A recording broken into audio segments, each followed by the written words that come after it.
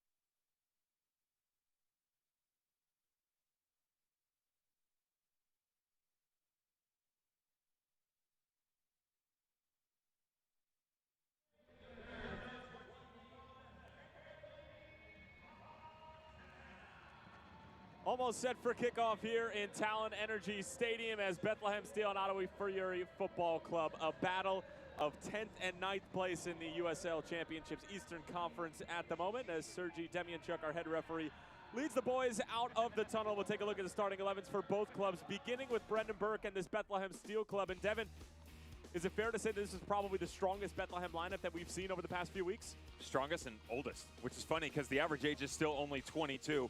With Fabinho at the left back position coming over from Union, bringing things up. And, you know, they have those outside backs that like to get forward. We have James Chambers and Shivani Willis sitting flat in the middle. That's quite nice. What can go on up top, though? We've seen Ferris and Galena. There needs to be more coming out of the offensive threats. Brendan Burke told us Anthony Fontana would be the spark to get those guys going forward. We'll see if that comes true. You take a look at the visitors and what they're bringing to the table. Only one change as Nana Atakor is still coming back from that ankle injury on the right center back position, replacing Dakota Barnathan. Again, they've done well on the defensive side of things, but only one shutout in the previous 4. Nigel Popovich will be happy with his squad going forward, but defensively need to lock things up. It's all about their ability to get the front 3 going in transition on a regular basis. They have space to run. Watch out. Well, for Brendan Burke and Bethlehem Steel, their last result was a 1-1 draw against Atlanta United 2. You see the heartbeat of this Bethlehem club, and James Chambers trying to get the boys riled up before the game. And Devin, I mean, Brendan didn't mix words about their performance against Atlanta United 2. We asked him what were your thoughts on the 90 minutes. He said, forgettable. That was the polite part of it. Yeah, he went a step further and said, you know, it was probably one of the worst we've seen in a while from the guys, and he's not wrong. And to be honest, it's basically been a downward spiral after that 3-1 victory against the Charleston Battery at home. They went on the road to the Independence, they lose. At home versus the 11, they lose. On the road versus Loudon, they were up and then ended up tying. He'll consider that a loss based upon the way that they played. And they just haven't been able to close games out. He's looking for that full 90-minute performance that he saw earlier this season. You know, you think about the way that they came out of the gates. They were brilliant.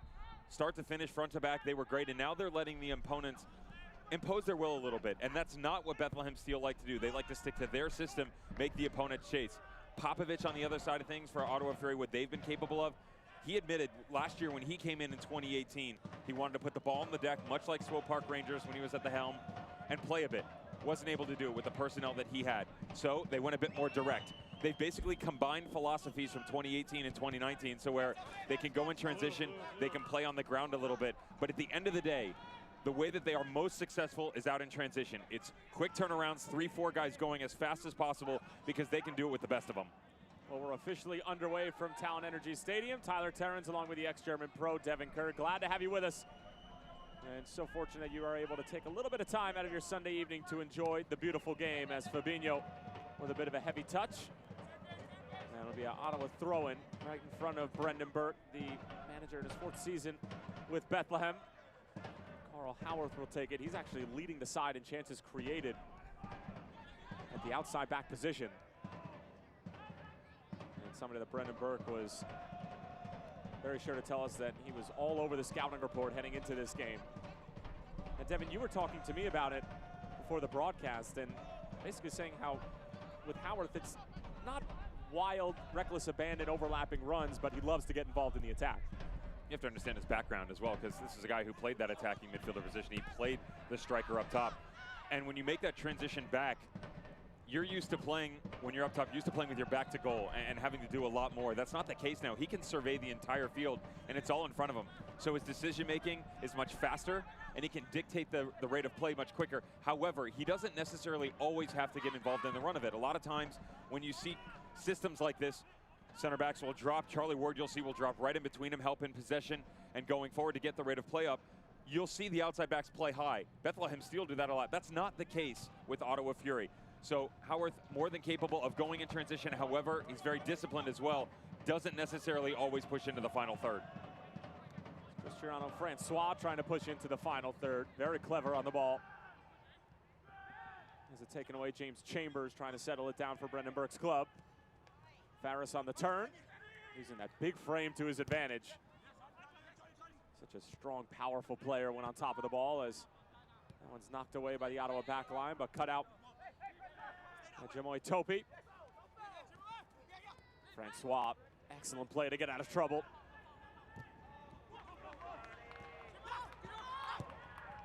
Chambers looking to switch the point of attack. Looking for Michi Galena, who was number 45 to start the season, but after his contract with the Philadelphia Union, number 46. Switching to number 20, which last was rocked by? I know the answer now. That's not fair, though. I'm going to look good saying it, and I appreciate the setup. I will say that pregame you asked me, I said I didn't think anybody wore the number last year, and your response was, I think you're wrong. I'm going to prove it, and it was? Marcus Epps. Well played. And I just somewhere in the back of that brain, I knew it was somebody who was bouncing back and forth between Philadelphia and Bethlehem. useless information back there. Well, I was actually going to say normally you have useless information back there. I actually think that's quite useful. Is it? Absolutely. Okay. Bragging rights between you and I, and that's worth a lot in this day and age. That goes a long way. Yep.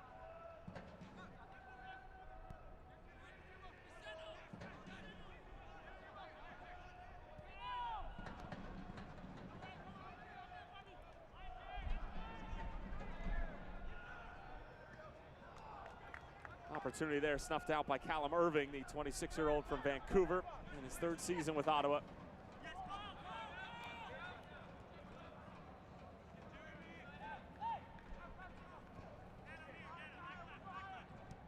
Anna Adakora getting the start along the back line. The only change, as we mentioned,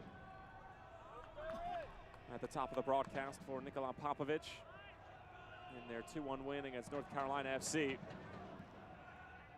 Goals coming from Sam as well as Oliveira.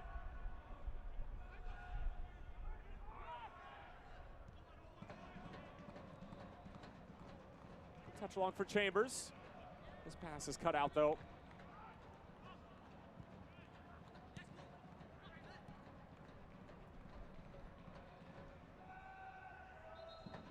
And the foul going against Bethlehem.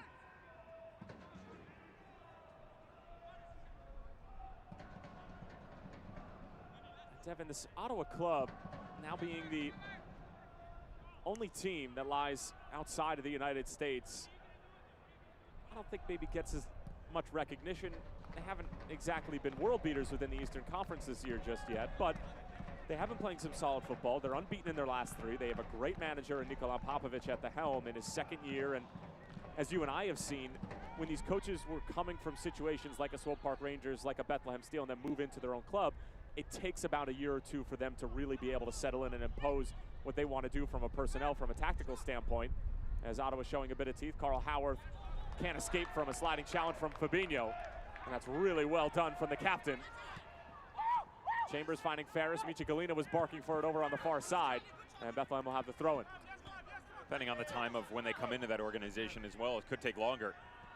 We've talked about a few managers in the past, but in Popovic's situation, you know, it was kind of the writing was on the wall that he was making a change. When he ends up in Ottawa, I mean, he admitted that some people fell into his lap. And I'm being nice because there was a lot of talent there in 2018. Some guys have left, some have stayed. He kept a pretty decent core. And it's just that their ability to now go out and play the way that they want to. You're seeing them knock it on the ground a bit more here. Poor giveaway there, though. It's Walter Cortez who comes away with it. It's a 3-on-3 for Bethlehem if they hurry. Farris along the left side. Cortez has him in support. Cuts it on his right foot. The shot is blocked. Still available for Bethlehem. Farris offside. And Cortez forced to go negative. Fontana keeping it moving. Now it's Chambers. In for Galina, just helps it along. Gets all the way across the penalty area. Farris wasn't exactly making that run, and Bethlehem will keep it. In the latter portion of 2019, you can really take a look at their body of work and say, okay, now things are working. Because as we're talking right now, in the Eastern Conference, they're 4-2-2. They're sitting in 9th. What's the next step? Because the only win they have versus a playoff team is the North Carolina win, which is recent. And that's part of that positive run of form. However, they have ties versus Charleston Battery and Red Bull 2. And then losses to Nashville and Louisville. Those are the cream of the crop of the Eastern Conference. So when we start having this conversation, August, September, early October, come playoff time, what does it look like then? If you've made the progression, yes, things are working. If you haven't, now you're stagnant, basically sitting in the middle to lower portion of the Eastern Conference, which we've seen in years past. Finishing 10th in both 2017 and 18. In their first 2 years within the USL Championship, as Farris again on the turn, trying to slide it through for Michi Galina. As those two continue to develop quite the partnership up top. One of the rare 4-4-2s that you'll see in the championship, particularly in the Eastern Conference, but they certainly make it work as Cristiano Francois puts a foot on the ball. Back to the captain, Howard. Adakora.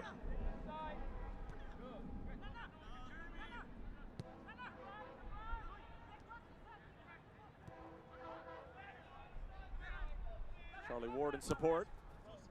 Adakora decides to go long. It's not a bad ball. Sam, was he taken down? Sergei Demianchuk not having any of it. and Carlos will distribute the other way.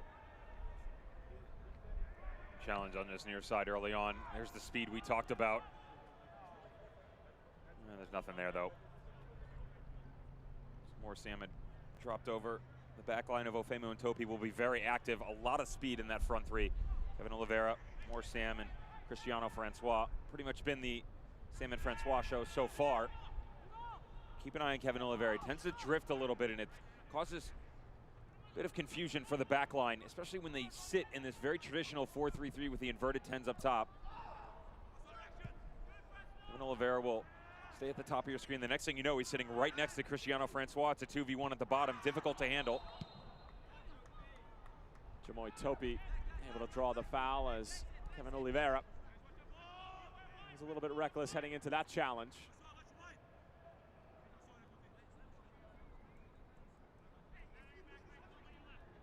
Challenges going on now, just the high boot. Oliveira stepping in. It's the step up in the middle. Bit choppy here in the opening 10 minutes, but it's to be expected, especially with the contrasting styles you have of these two squads. Galena couldn't quite get a touch to it because Thomas Mayer-Giguère was first to it, as we've played just about 10 minutes here from Talon Energy Stadium. Oh, look at that ball from Chambers, right to the foot of Fabinho. Cortez leaves it behind. And then a challenge right at the edge of the area. Nana Adekora was late, and he's going to get punished for it because it's a very dangerous set-piece opportunity in prime real estate for Bethlehem. Lucky here as well. Another step, and this could be inside the box, just outside of the top of the 18. Ball gets dragged in behind. Walter Cortez can't maintain it. Well done by Ferris. There's that first step. Big athletic ability Brendan Burke always talks to us about. He says needs to be a bit more tactful in the final third. However, his understanding of the game, second to none, reads it very well. In a position right there, just trying to get out in front of the run of play, gets taken down. This is prime James Chambers territory. He's going to step away from it, it looks like. And look at him taking the back seat to the youngsters. Olivier Bizo in there, Shivani Willis. He's a guy who I like Shivani on this. Hits a nice dead ball. Had a couple cracks from distance so far this year. One has ended up in the back of the net. Quite a few have actually hit the woodwork. Although from this angle, this looks like Olivier Bizo might want to have a go.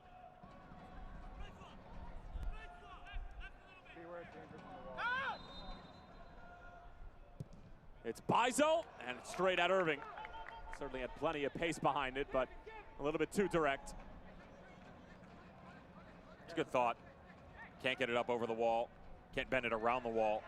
Decent pace, decent spin, but from there, you have to go up with less pace and get more swerve on it, or you have to be direct and really challenge the goalkeeper to that far post, put your laces on it. It's Oliveira in transition. Oliveira lets it fly, and it just skips past the far post, and Carlos is happy to see that go out of play. And that's exactly what Brendan Burke was telling us, Devin, was that these front three for Ottawa, if given time and space, will give any back line in the USL Championship problems. It just goes to show you as well with this change in Popovich that, yes, they want to put the ball down and play, but that transitional game is absolutely amazing. And you see it's 1-2 touches, quick outside, and then they go. The back line discombobulated for the Bethlehem Steel. And how do you maintain that when there's so much pace? It's very difficult. You don't necessarily have to get into a foot race. You start to put your shoulder into people. You play the lines game where everything comes down to an angle. You need a quick step, yes, but it doesn't have to be a flat foot race to the byline. You just keep an eye on it, play the angle game, and you can push them off.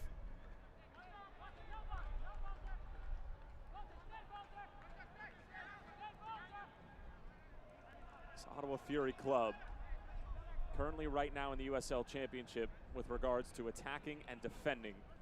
Third fewest amount of goals scored with 9. However, they have the third lowest amount of goals conceded in 7. And that speaks a lot to the way that Nikola Popovich likes to play, keeping a lot of possession, being compact defensively, but also enjoying their counter-attacking play. As James Chambers gets taken down, but the referee says play on. Here's Fontana. And a good challenge in the middle of the park. And we were trying to draw some parallels to the 2017 season as Fontana pushes it out wide for Bizo. Challenge right at the edge of the area, and maybe space for Ottawa to go the other way. Plenty of space. Sam Francois making the run, trying to split two defenders. Fabinho puts in the challenge, gets called for the foul, and now a dangerous free kick on the other end, and this is prime wall fall territory, and it's going to be mustered for Fabinho. It's more or less his first challenge, but our referee Sergei Demianchuk saying that it was breaking up a counterattack for Ottawa on the other end. He's saying that it possibly even further goal-scoring opportunity, and it's the late run here. Fabinho actually gets in front of him, but watch the center back drift over. You wonder if this is Ofemu who gets his arm out as well. The two of them do tangle up a bit, but it's a shoulder to shoulder, and he just drifts around him. For me, that's a tough call. There is some extension on the part of Fabinho, but with regards to the goal-scoring opportunity, the fact that Ofemu is step for step with them, I don't think that that warrants the yellow card in that situation. It's his first foul as well. I mean, really, give the guy a break. Now you've set that precedent, though. So you've stepped up and said, if you're going to do this in this manner, in this area, I'm going to book you. I think it's a little absurd. It's calling a very tight game. If you can stick to it, more power to you. Most players don't want to be involved in a match like this. However, if you're going to walk that fine line, just do it consistently.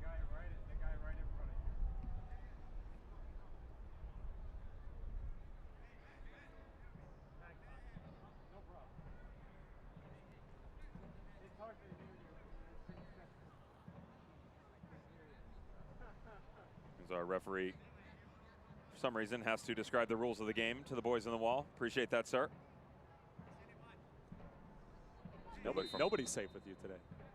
My goodness. Chance here for Ottawa.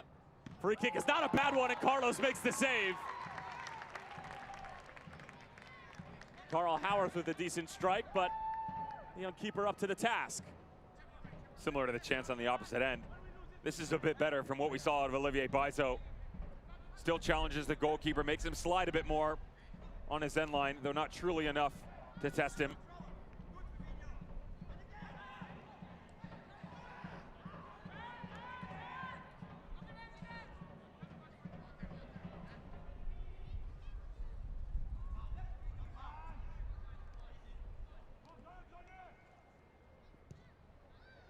Ball whipped in, pops straight up, Carlos off of his line. Keeps it in play and will go out the other way.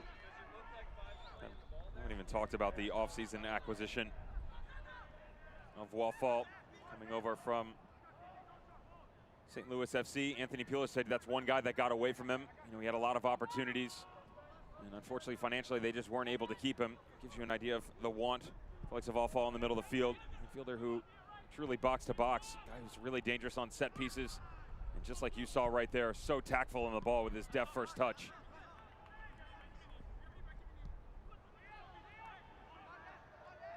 They can keep him healthy. It's kind of been an issue within his time in Rochester under Bob Lilly, as well as last year in St. Louis. Had trouble keeping the injury bug away from him.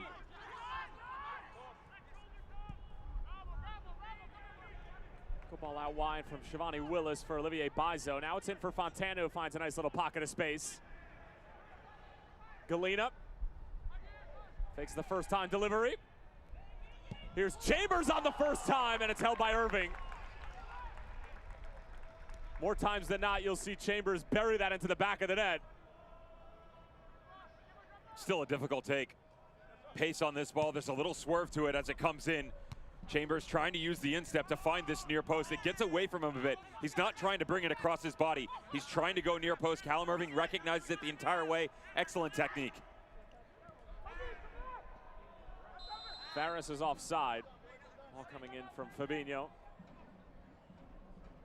Chambers knows it as well. He's kind of swearing at himself. Feels like that one got away from him. And it looks so simple. Put your boot on it. Put it on frame. That's not the case, though. When it's got that much power, a little swerve to it, and you're trying to go to near post, if you lean back too much, it sprays away from you. If you open your hips too much, it goes outside of the 8x8. It's very difficult to just put it on frame, yet alone pick out that near post. It's much easier to let that come across your body. You take a little bit of pace off it and go far post. However, 9 times out of 10, if you can hit a little 2-foot span inside the near post, that ends up in the back of the net. Unfortunately, keeps it a bit center. Callum Irving collects. Galena tries to elevate for the header, and he'll stay with Ottawa.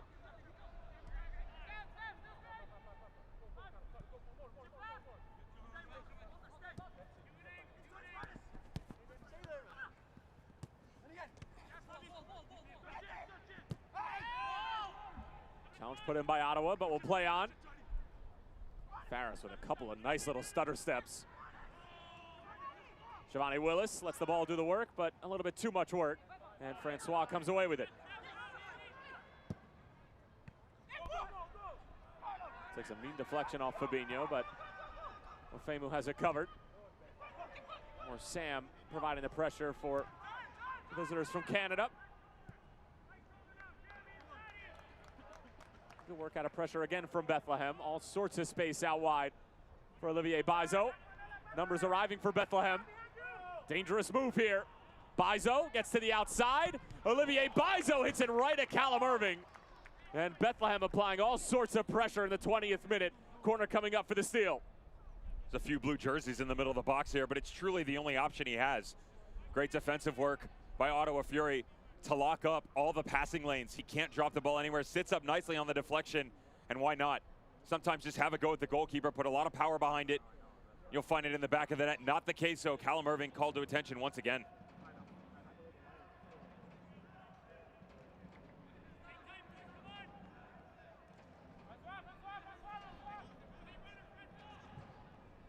Corner comes in, it's taken quickly for Galena. Trying to get to the outside. Good challenge from Sam in the penalty area. Had to get it right, and he did. Now finding Francois. How's that for a first touch? In a foot race with Cortez. Bethlehem racing to get back behind the ball. Francois, the Haitian, with a terrific move to the outside. Clips it in, and handled cleanly by Bethlehem. This one's got a nice open feel to it. That was an example where Ottawa tried to go in transition. Kevin Oliveira, wow, stay with me on that one, was stuck coming off the corner kick, and he just couldn't get in transition fast enough on that far side. Cristiano Francois loads of room to run with him down in the corner. When he looked up, that back post ball just wasn't on anymore. Bethlehem had closed it down.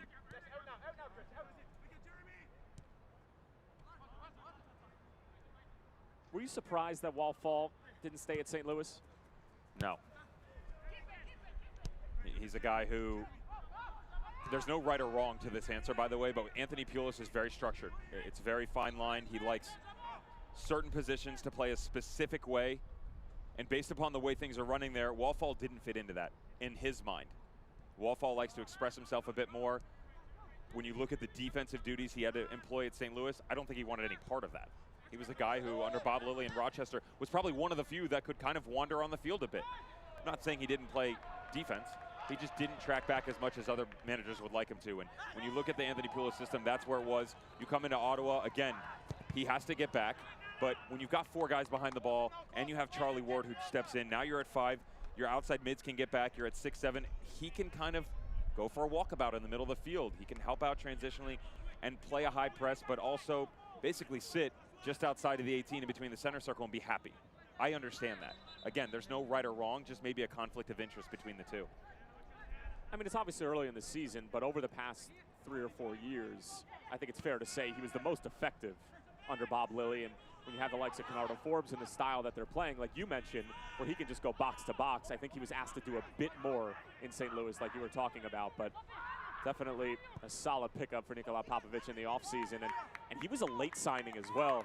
I mean, you and I were talking about it before the season started, and we were going over some players who still hadn't been signed yet. And we were looking at each other saying, Wallfall still hasn't been picked up yet, and he's a very, very talented player. There were some opportunities for him to go back overseas in Germany. Didn't necessarily know if that was going to happen. Rumor has it, hasn't been confirmed, that there were some MLS squads that were willing to give him a shot and give him a look. That didn't happen.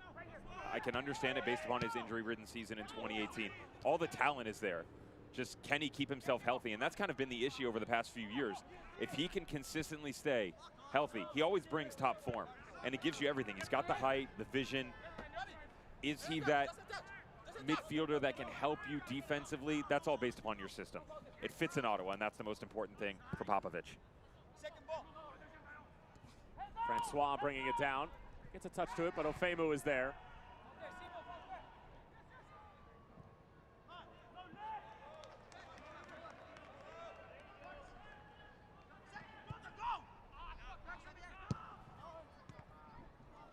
Cortez with a bit of an awkward play as Chambers trying to thread one through for Misha Galena. It would have had to been a world-class ball to get through.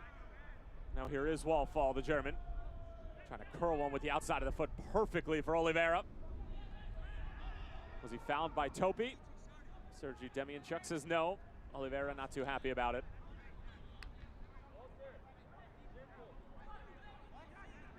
Now the referee's starting to let him play a little bit. Shimoy Topi, well, hand on the back.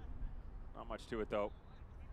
Evan Oliveira trying to lean in a bit and influence the referee's decision. It'll take a bit more.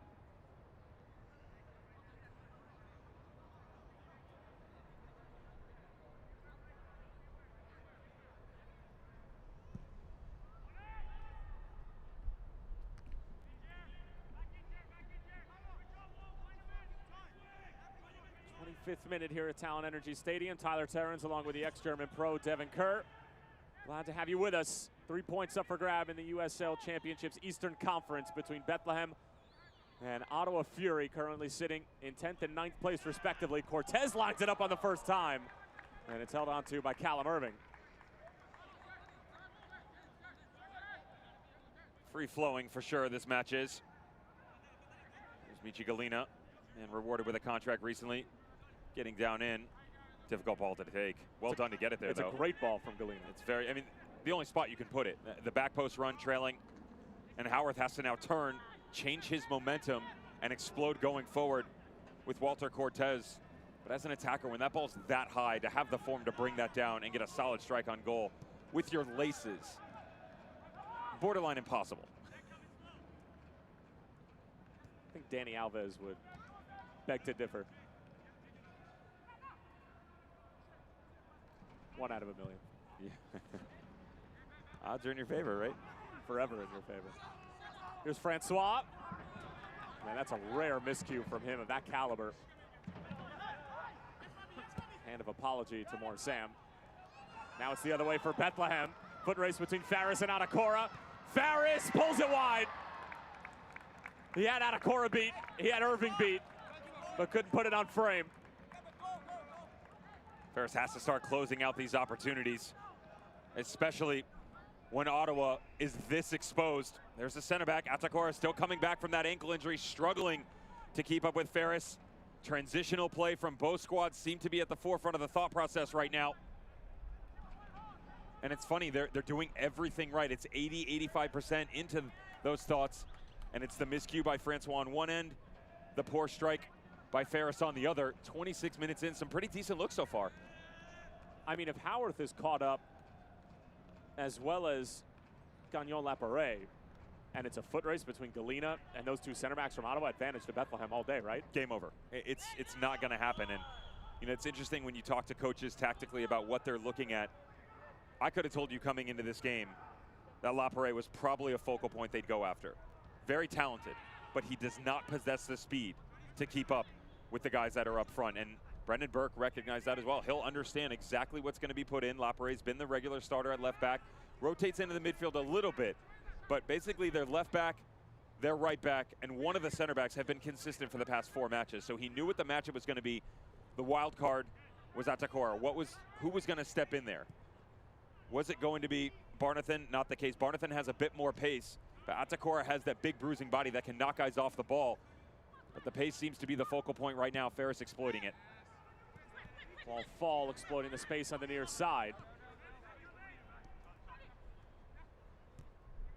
Charlie Ward, the 24-year-old, born in Redditch, England, keeping the train moving for Ottawa. Came up to the Aston Villa and Stoke academies. Spent last year with San Antonio FC and now looking to distribute out of the back for Ottawa. Looking for Francois, but cut out by Ofemu. Cortez, right to the feet of Carl Howarth. This is a bad look if you're Bethlehem. Here goes Howarth, and he's just muscled off the ball by Fabinho. It's terrific defending from the usual member of the Philadelphia Union, who's got well over 100 appearances. There's that occasional run we talked about from the outside back. Doesn't always go forward, doesn't have to always push that high line, but the space presented itself. Had a good 1v1, nice technical skills. Would have liked to have seen Ofemu see this over the end line. Fabinho did so well to not only win the ball, but then shield it away from Howarth. Could have just let it drift over, collected their thoughts, and then go the other direction after the referee awards of goal kick, but instead ball stays in play, and now Ottawa back on it. definitely better in possession over the last 10 minutes. But it's all about that speed up top. We've seen it. Their ability to exploit back lines of others. They did it recently versus North Carolina, and they are not easy to break down. Dave Saracen boys very composed. That 2-1 victory. Nice, though, for Popovich. North Carolina will be taking on the biggest cup set team of all in the 106th edition of the Lamar Hunt U.S. Open Cup in the Florida Soccer Soldiers in the third round.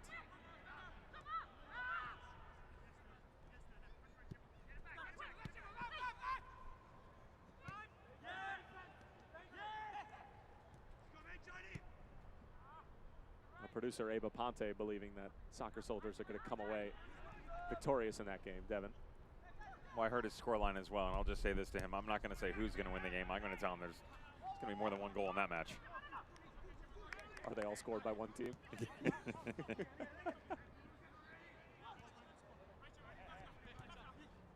I want to see them win. Oh, 100%. The dream continues. There was actually, they put up a GoFundMe. They said a lot of people had reached out. The supporters group from New Mexico United, the Curse, they donated. Guys from Oklahoma City Energy, their fan group donated. And someone else, wasn't Indy 11. Someone else in the Eastern Conference donated as well. And St. Luligans, they would do it. Wasn't the Luligans. Wasn't the Luligans? No. That's a matchup they could end up seeing down the line. They don't want a part of that.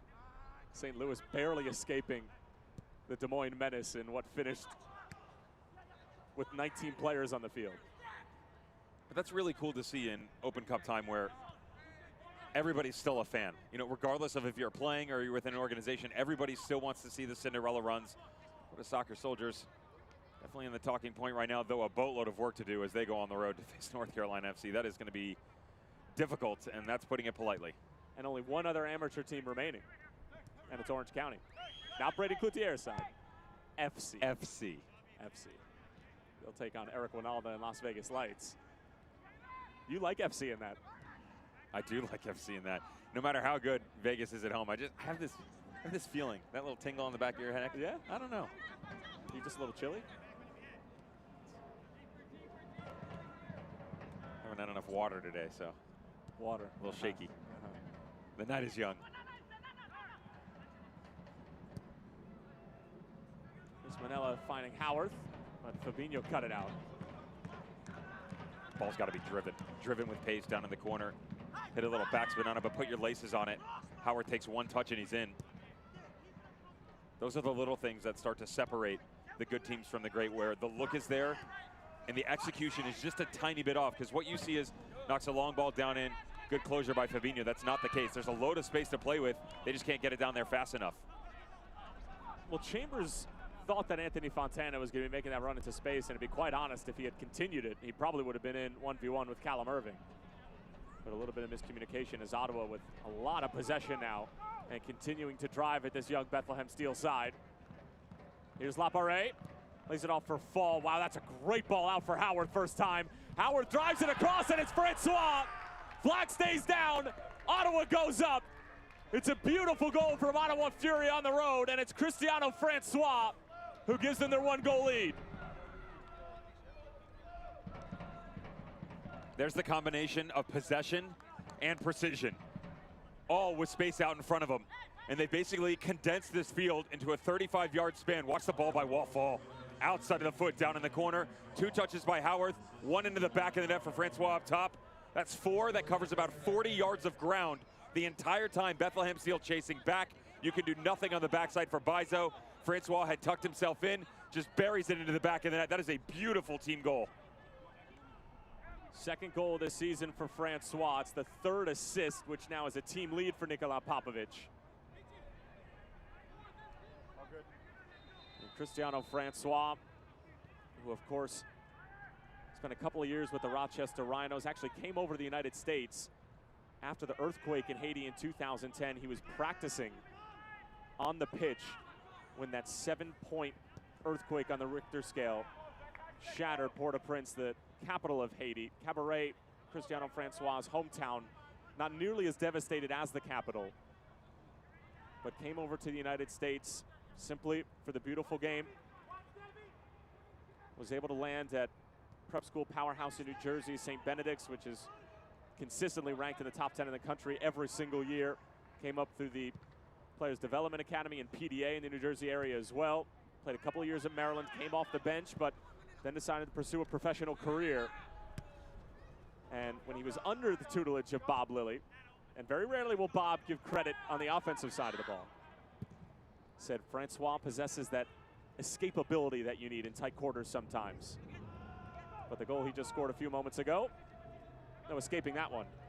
As easy as they'll come. It's quite interesting how it set itself up as well, where you had seen Ottawa with these 40, 50-yard runs, 3 guys going, and basically playing a 2 or 3-man game against 5, 6 guys in the back line of Bethlehem. You had just alluded to it about 30 seconds prior. Nice spell of possession here for Ottawa. The game had slowed down, and then in one fell swoop, again, 40-yard transitional play, they combined it all together, 4 touches, back of the net, 1-0. Well, it was almost like secondary transition because Bethlehem had just won the ball back. It was that Chambers-Fontana miscommunication as Carlos will get a goal kick. And yes, it was possession, but Bethlehem were just looking to go. Chambers, Farris, Galena all trying to race to get back behind the ball. And it wasn't just a flat-out counterattack. Bethlehem was still kind of there, but I mean, as you mentioned, it was 2 or 3 balls that covered an enormous amount of ground and totally unlocked the defense. And how many times do I say to you, just make it simple, let the ball do the work. You get Manila with the 1 touch to fall down in the corner. Does Howarth need to take 2? Maybe not necessarily, but he had time and he had space to do it. So I don't mind the look up and then the service, and then the ball in was just sublime, and it was a great finish by Francois. And now Ottawa really feeling themselves on the road here at Talent Energy Stadium. Last touch off Ottawa, so they'll keep it in play. Francois.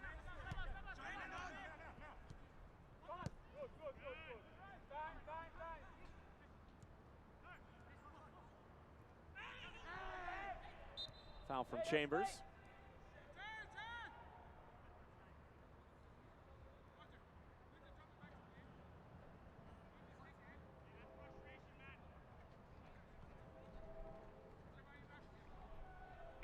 Get a better look.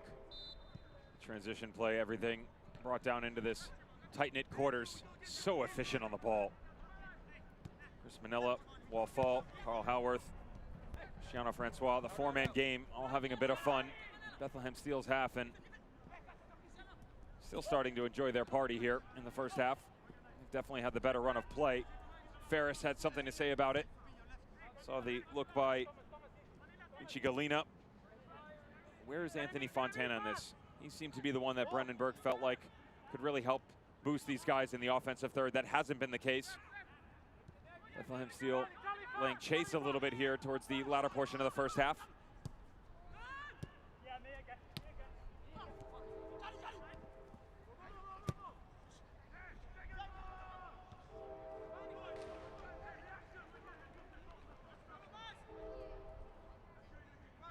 Ottawa just continue to hammer this right-hand side, and it's no secret that they're trying to get Carl Howarth involved as much as possible. And when we were talking with Brendan Burke, he said, listen, we want to try to go after Laparet on the other side and try to take him out of the game, but if Ottawa's going to impose their will, not much you can do about it. You also wonder as well if you can now switch that, and we've heard this from opposing managers. Well, sometimes they'll shy away like Brendan Burke is doing. Don't fault him for that. We've also heard other guys, they want to go right at him and make him play a deeper line. So make Howarth play a little bit more from a reserve position. It's harder for him to get higher up on the pitch. It's a tough challenge from Ofemo. On more Sam, we get a better look. Famo getting involved. James Chambers just before. Fabinho already sitting on the yellow from that rough one just outside the 18, about 15 minutes in. Foul starting to add up for Bethlehem Steel.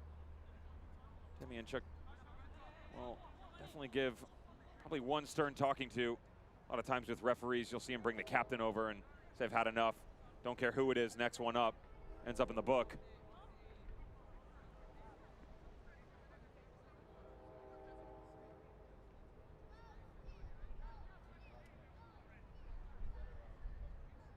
Just the 10th goal this season for Ottawa, scored by Cristiano Francois.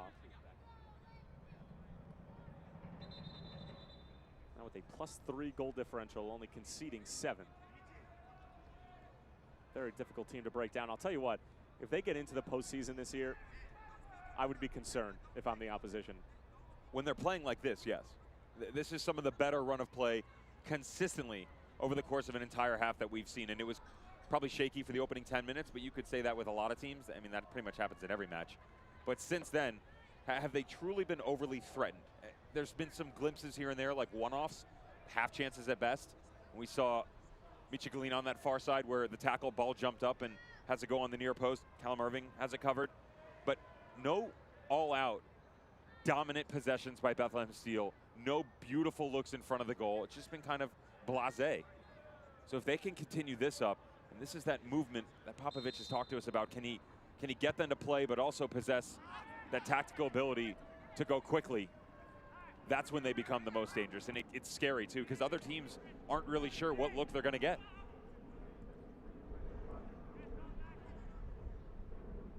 Ball fall on the ball now.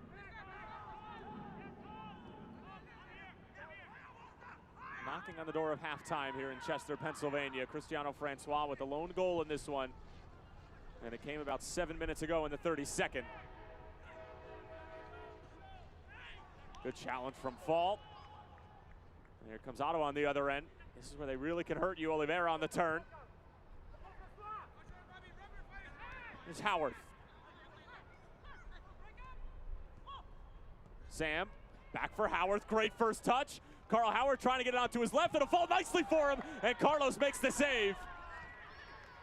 Still available for the visitors.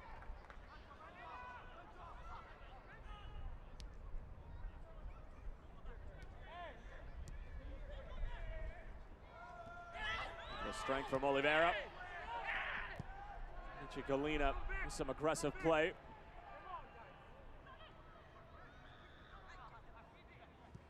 Michi Galina, while Fall having a discussion about the foul that wasn't even called.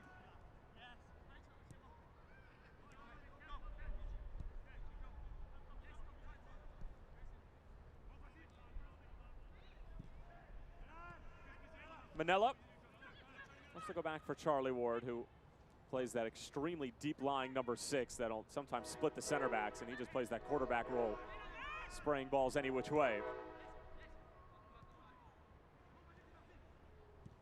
Lapare, Oliveira in a nice pocket of space. Now gets it along for Sam. Ottawa threatening again, back for Oliveira. Oliveira with the shot, and it's just wide. For a player of his caliber, you usually expect that to find the back of the net. Let's track back to the Howarth run and how active has he been in the first half. Nice little 1-2, great touch inside right here. The cut back across. Topi, unfortunate that it does bounce up in front of him. Howarth has to do better though, sits so perfectly. And just right in front of Cordonell. You can put it anywhere you want except for right at the goalkeeper, exactly where he goes. And then on the other side of things, Oliveira has not had the best first half. For everybody else and the quality play that we've seen, the man from Cape Verde struggling to keep up with his teammates.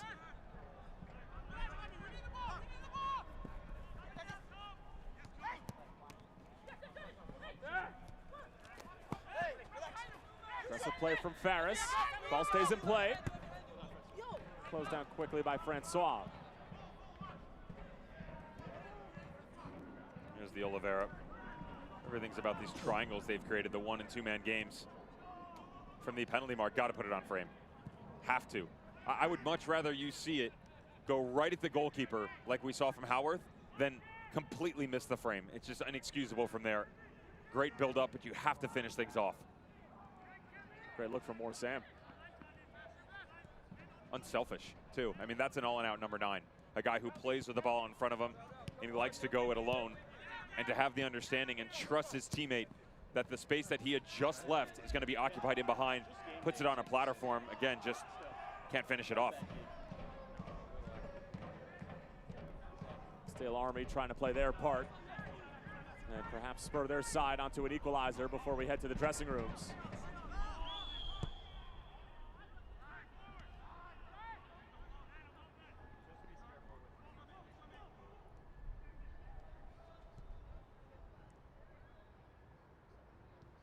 And Devin, back to your point, I feel like the concept of passing up a good shot to get a great shot sometimes can get lost, because when you're in the penalty area, especially that close, I mean, how close was Sam? About 9-10 yards out. Your mind sort of can just wander to one thing, but you're still playing the game. Just keep it simple.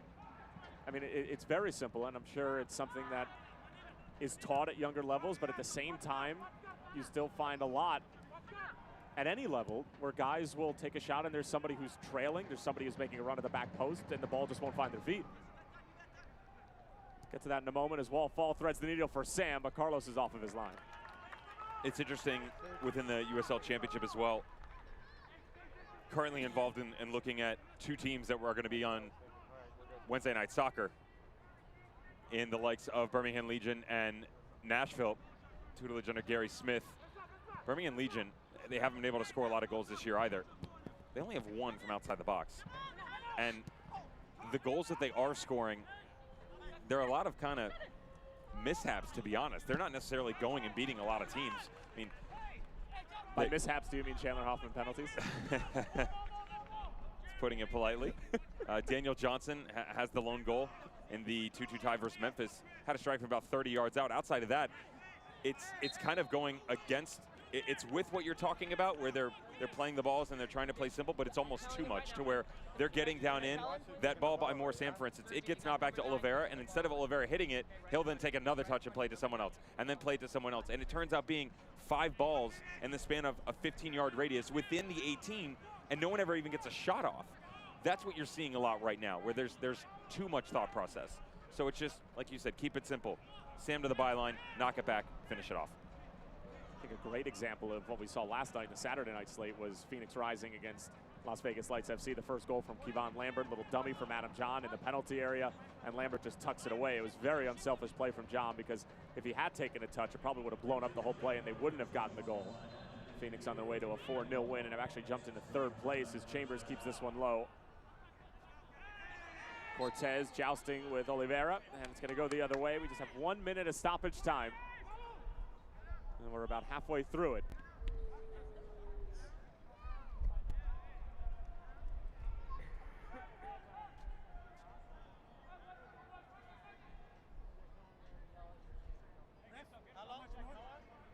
This one. What's the second goal? What's the second goal? Surprised Nikola Popovic elected to go with English, considering he's quadrilingual. Is that the 4? Speaks 4 languages. Keep it simple. We also hear that he's pretty solid in Italian and French. Not exactly fluent. That's going to do it for the first half. Ottawa Fury with a 1-0 lead thanks to the goal from Cristiano Francois in the 32nd minute. Devin Kerr, your thoughts? Bethlehem Steel struggling to keep up. And forget the transitional play, forget the good possession by Ottawa. They have to find a way to get their midfield more involved. Walter Cortez being exposed, having trouble keeping up. Have Anthony Fontana and Shivani Willis gotten involved at all? It's been very difficult for them, but you have to give credit to the visitors. Wallfall, Manila, and Charlie Ward have been great in the middle and allowed the guys up top to really expect themselves in the final third. Well, Ottawa Fury came into this match 3 unbeaten and in terrific form after their win against North Carolina FC, and it's certainly playing out that way as they take a 1-0 lead into the locker room over the Bethlehem Steel, who have had their chances but have not taken them kindly. We're headed to the big intermission, 1-0 to the visitors.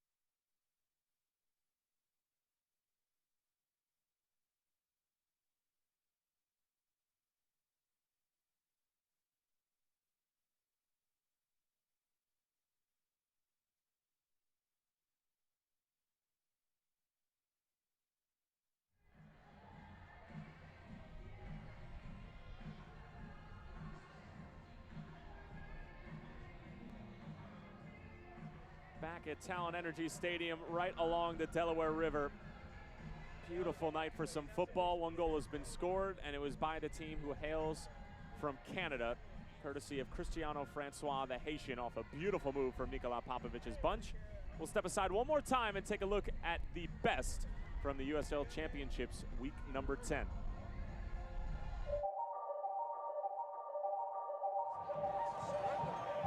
Look at Taylor moving up. And Taylor with a beautiful strike. Are you kidding? It's 1-0 in the 12th minute.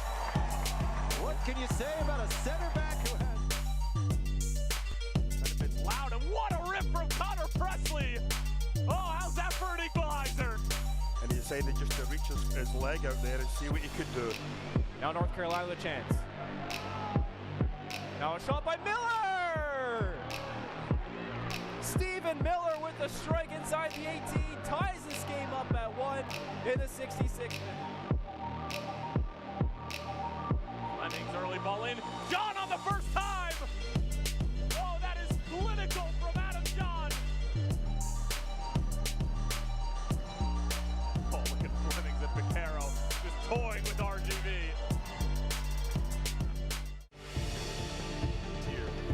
Breaking in, Kasim!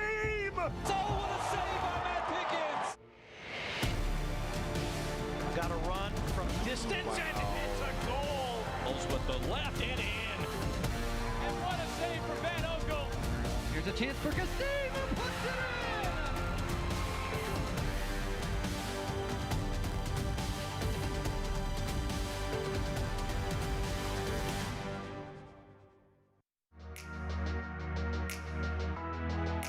Rodriguez returning for Reynolds. His delivery through the penalty area will fall here, and Tessman! What a strike that is from Tanner Tessman, who's equalized for North Texas.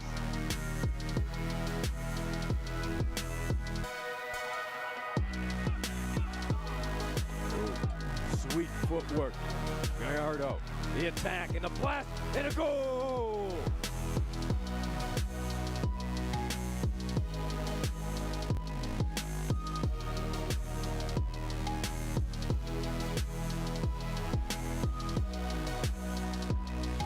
One more go at it for Toronto, headed on and in. Beautiful strike there. Shalani serves it towards the back post. Headed in the back of the net. It's a goal for Lansing Ignite. Awesome stuff for the USL Championship and League One, as well as we continue to cruise through halftime. Tyler Terrence along with the ex-German pro Devin Kerr, who unfortunately is sitting about 3.5 centimeters away from me. And we'll take a look at the news and notes from around the USL Championship. Devin, Tampa Bay Rowdies and New York Red Bulls 2 collide in a battle of number 1 and 2, but Tampa Bay come away victorious 2-0. Neil Collins' boys remain unbeaten. How about our boy Tom Barlow? Beast mode, gets his first goal for a New York Red Bull. What a ridiculous Down to edit. 10 men out in front of Atlanta United. Good job for Tom Barlow. Nice to see him get that look, as you and I have been talking about that for a while. He is just scoring goal after goal for John Wolenak. And now to be able to step up into the MLS squad, nice to see for him. 14 matches yesterday, 8 ended up in draws. So nice to see the Rowdies at least were one of the guys Somebody's got to get 3 points. Indy 11 against the Battery right at the end. They were able to get a victory, but you know what's going to happen on Wednesday night soccer? Birmingham Legion at home, Nashville SC still trying to find this momentum. Carlton Belmar, nice to see him finally get onto the score sheet. But going on the road is very difficult to do. What can you do when everybody's eyes are on you? ESPN News, national audience, it's going to be a lot of pressure. Can they go on the road and get 3 points? And how about we take a look at our newly minted Wednesday night soccer schedule, Mr. Devin Kerr. Birmingham, Nashville this week. New Mexico United, OKC Energy FC. That'll be an interesting one, as New Mexico United, one of the rare teams to get 3 points over this weekend. They remain in first place. Reno and Phoenix. That should be a good one. They've had some good games in the past. San Antonio and El Paso, a little Copa Tejas love. Again, if you only had one, which would you take?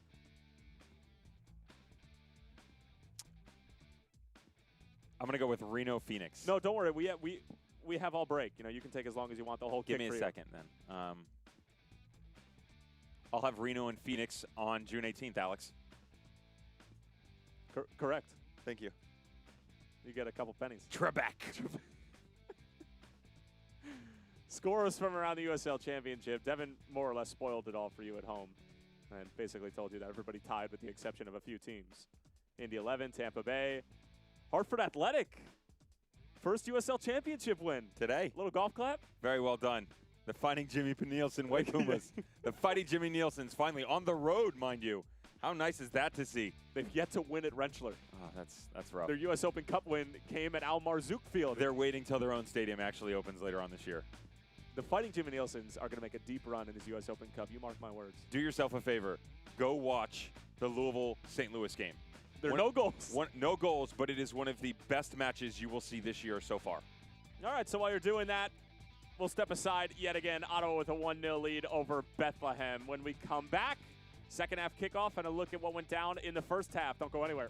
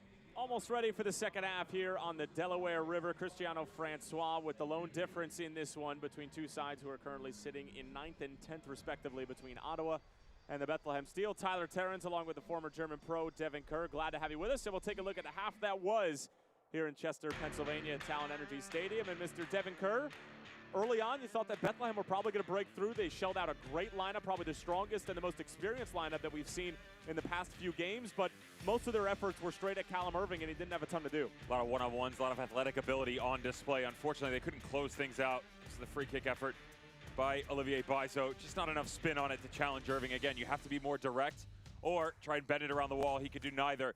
Fabinho picks up a yellow card just inside 15 minutes. Referee setting the precedent early that he was going to call a strict game. Howard thought he had a good look here. Well done by Carlos to just push it wide. There's a much better look at what the goalkeeper had to deal with. It's just not close enough to that near post to really get anything behind it. This is James Chambers. What a great run here, just drifting to the top of the box. You'll see him come into your picture. Watch him dash to the top of the 18. Good ball in. Can't finish it off. That's a really, really good look, and unfortunately, difficult to bring it across the body. Even more difficult to put it inside that near post, collected by Callum Irving. And then it was Olivier Bizo and company were trying to make things happen out on the right flank. Good effort from Walter Cortez. but again, held on to by Irving. And Devin, as you said, he just did well to get this on frame. Just to get, a foot on is quite difficult to do. The ball's sky high. Try and put your laces on it. The Costa Rican tries to make the most out of it. Can't. Ferris in transition. There's the speed and his athletic ability. Unfortunately, that's Akora just getting an arm on him right at the end. If he doesn't get that challenge, this probably ends up in the back of the net. And then how pretty was the goal? Just great build-up. Overlapping by La Parade. Good ball in. Wall fall to the corner. Paul Howarth. Francois. He has the easiest job to do, which is funny because there's still a lot to do. But the hardest part was getting it down into the channel and then a ball across the middle. Back post by Olivier Bizot. Not the best marking, to be fair, but still, Cristiano Francois had drifted back in, then makes the darting run, and it's a great finish. Well, that's what I was going to ask you. How much blame do you put on Bizot along the back post? Because it seemed like Francois just stepped in front of him. It's hard to say how much blame because you're looking at basically their outside right midfielder, right forward in the 4-3-3, who is tucked inside, rotated around to the far post. So Olivier Bizot is going to be sitting there going, well, I've also got to account for Kevin Oliveira. I've also got to account for more Sam. When he's in his viewpoint, what's right in front of him, unless you're shoulder to shoulder with him, you don't know. So that tracking back run, it's easy to pick on Bizot, but there's other guys involved in the mix that could have stepped up as well. Possession statistic, pretty astounding. And if you look at Bethlehem teams in years past, I mean, them getting outpossessed 70-30 was never in the cards. But with the new system and how they're a bit more direct and they're not as wide as you would see them in 2017, 18, and even going back to 2016, I mean, are you upset if you're Brendan Burke that you weren't seeing that much of the ball? You definitely had your chances. It's not necessarily that you haven't seen that much of the ball. It's the fact that you're being destroyed in the middle of the field. I mean, it's not even close. The midfield three of Ottawa Fury are running rampant in this young squad, and how do you find a way to counteract that? There's a good look at Anthony Fontana feeling a bit dejected after his opening 45 minutes. Not the best performance we've seen by the man from Newark. And how do you then come in with pretty much no momentum whatsoever in the second half? I'll tell you, you're only down 1-0. You're very lucky to be down 1-0. Ottawa Fury could have buried a few others. To be fair, this still could have done some differences, but there's this 20 to 30 yard gap where Charlie Ward, Wallfall, and Chris Manila are just sitting in the pockets, and they're playing back and forth.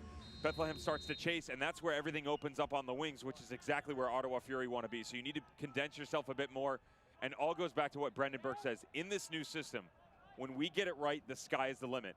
When we get it wrong, we leave ourselves very susceptible to counterattacks and a lot of possession-based footballing by other squads. That's exactly what you're seeing. And here comes Ottawa right out of the dressing room and into Bethlehem territory. Here's Francois. He has the lone goal tonight, and he just lashes one across. It's off the foot of Oliveira. It actually got stuck underneath his right boot. What a ball from the Haitian Francois, who's really feeling himself tonight. Ottawa just oozing with confidence. Oliveira again. His left-footed delivery isn't a bad one. Awkward for Troy Topi, and Shivani Willis trying to play out of trouble, but Bethlehem cough it right back up to the visitors. Manella somehow gets out of trouble, shows a bit too much of it to the Jamaican Willis. And now here comes Bethlehem, looking to break out on the other end. Ferris slides it through, Galena offside.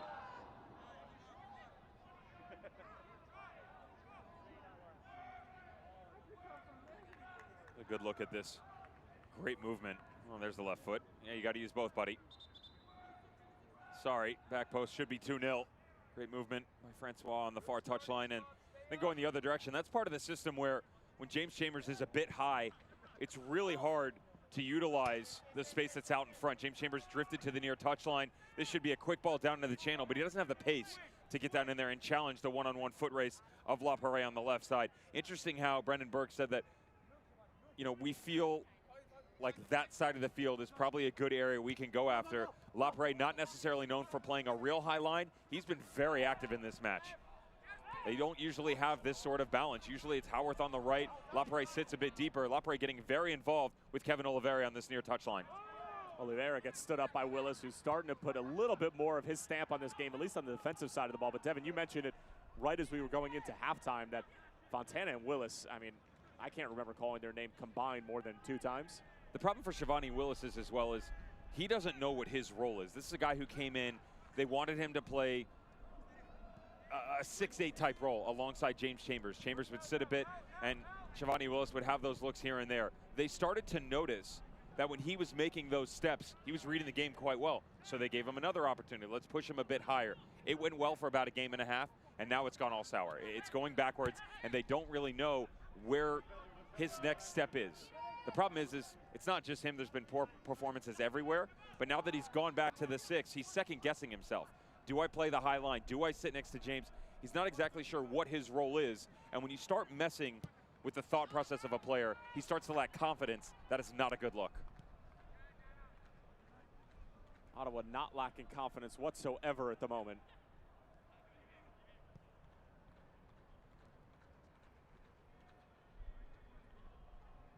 Howard finding Francois, positive first touch, but now finds himself surrounded by 3 Bethlehem Steel players. Somehow still able to win a throw-in out of it.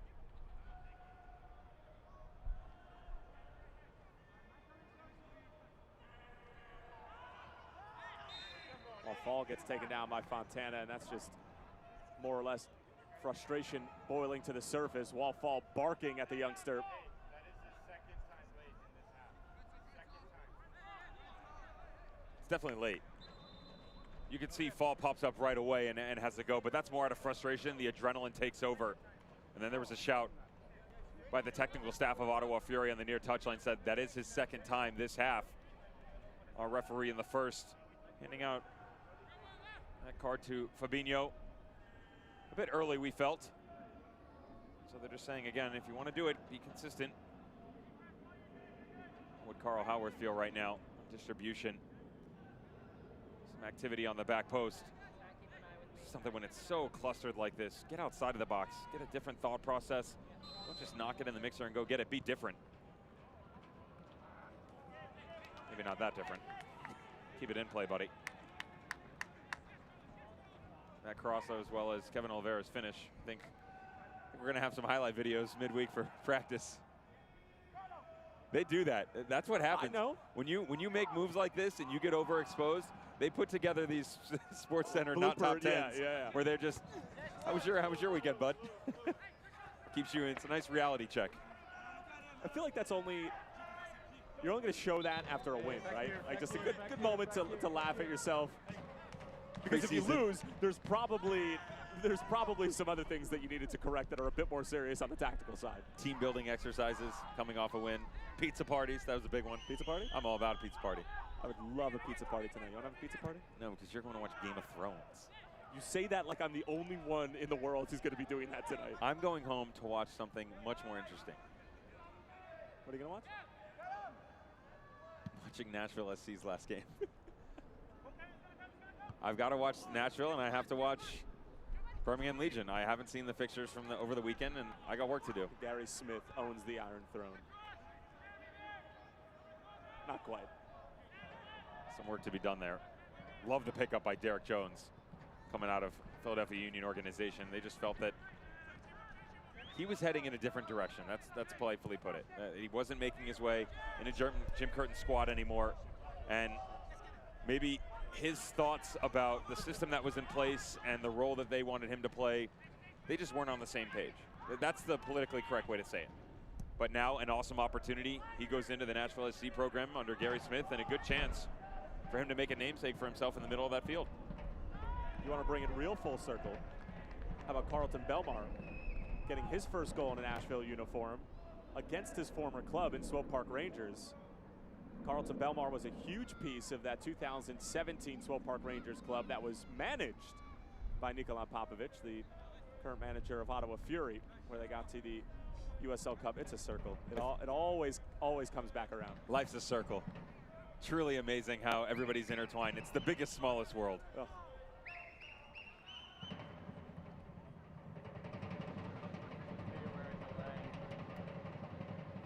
Carlton Belmar had 15 goals that year for Nikola Popovic, more than his team has right now entering week 11. Is that a bad look? It's not the greatest look. They brought 56 goals from the 2018 campaign in USL goal scorers into that squad. How many do they have so far? 6 goals. Not 56. They had 13 going into the Rowdies match, and they didn't score there. But they had 5 against Swope. They won 5-1. Yeah. So that would be 18. Most countries. Did they have another game this weekend? Yes. My head's spinning. Yeah, there's too US much Open Cup. It's too much content. Yeah. Yep. Who's playing right now?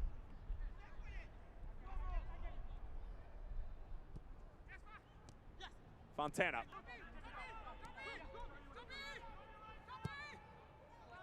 Topi trying to switch the point of attack. It's actually an excellent ball. Finding Fabinho. Chambers in a little pocket of space. Fabinho wants to take it himself. Chambers trying to get around Atakora. Stands one up at the back post, and it runs out of play.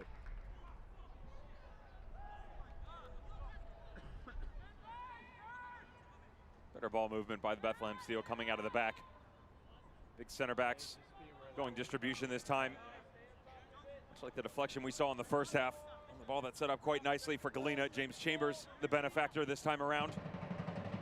Probably would have done better for himself to just pull that back, play back outside, and then knock it back into the mixer. A degree of difficulty on the cross that had to come in. Not the easiest of balls, we'll say.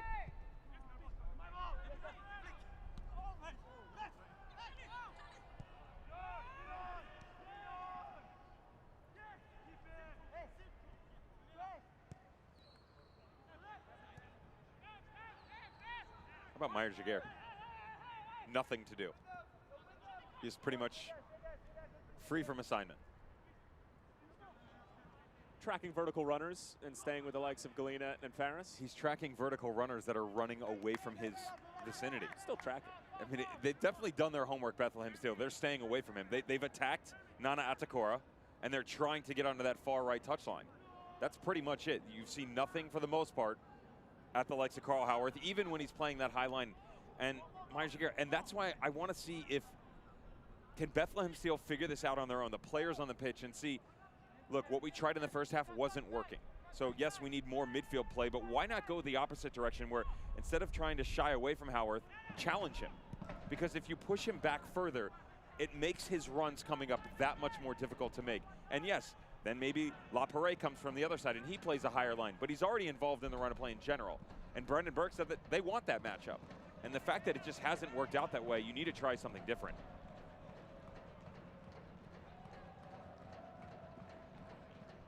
Cortez and Fabinho, a little two-man game. Oh, it's a great ball from Fabinho. Here's Ferris on the other end. Ferris with the rip, and it's on the wrong side of the netting. Don't mind the applause. Ferris just turns the corner and puts on the afterburners. His first step, and then second and third. Meyer-Jaguar is nowhere to be found after just talking about his ability to push people out of his assignments. He has so much pace. And again, it's not top end speed. It's that 1, 2, 3 first steps to get out in front of the defender and then go in transition. And it doesn't matter if the ball's at his feet or he's got plenty of space to run. He's always out in front, always pushing as hard as he can. Deflection, and Irving's off of his line. And both of the best chances of the night so far for Bethlehem has been a Fabinho ball into the channel, splitting Howarth and Meyer-Jaguar. It's also the run by Ferris, kind of drifting in between the two center backs, and that's a look they're obviously liking when the outside backs are playing that high. Francois able to latch on to the end of this long ball. Good ball for Moore. Sam laid off for Wall. Fall! Outstanding finish from the German. Lightning quick from Ottawa on the break.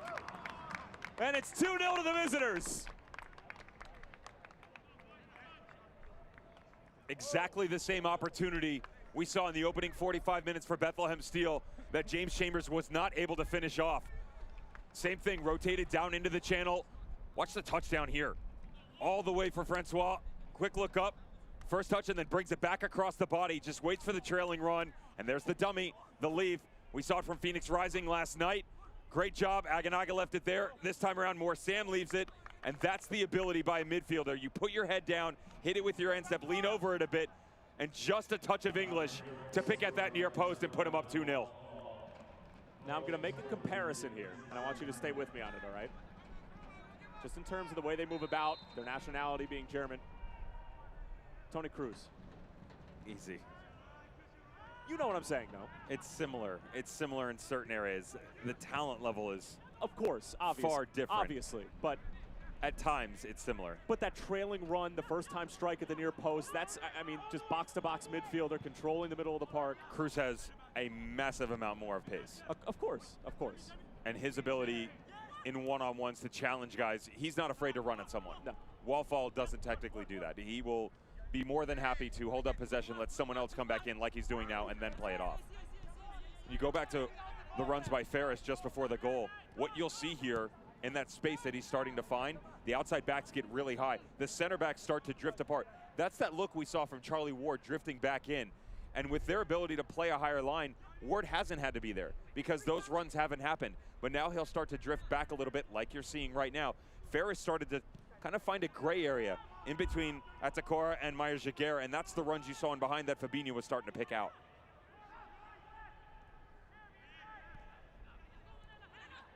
Cut up by Manella. This could get bad for Bethlehem as all sorts of pressure from Ottawa, and it'll come out on the other end.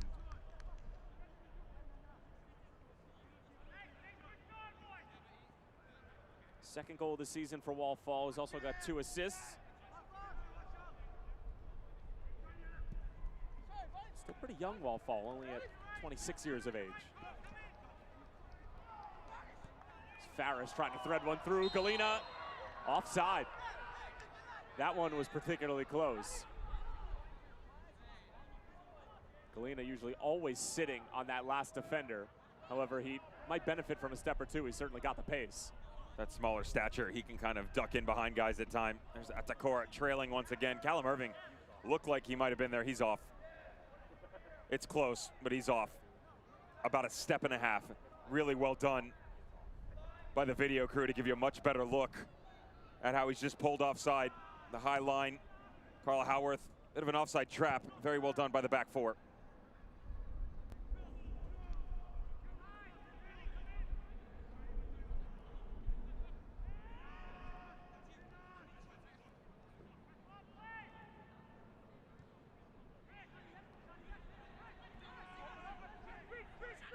Charlie Ward.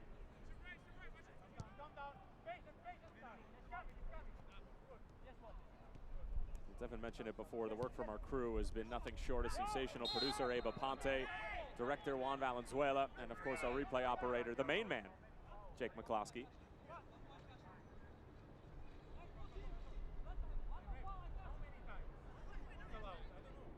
Just an hour played here at Talent Energy Stadium. Tyler Terrens along with Devin Kerr. Now a 2-goal lead for the Ottawa Fury, who are looking to string together back-to-back wins for the first time in 2019. Goals coming from Francois and Wallfall, both in terrific fashion.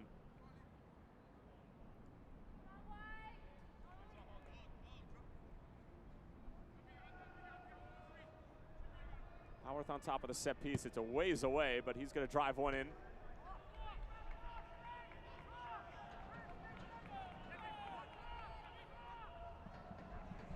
Cortez in for Galena. It's actually Francois who is back for defensive responsibilities.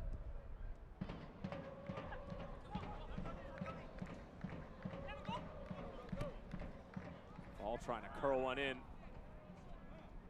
Almost ended up working out. And it comes out and then back in. Interesting, the conversation had with Brendan Burke midweek, and he talked about how in this streak that they're on right now, guys are struggling with their assignments, and this is a very difficult system that's been put in place. Yeah, on paper it's a 4-4-2, but it's much more than that.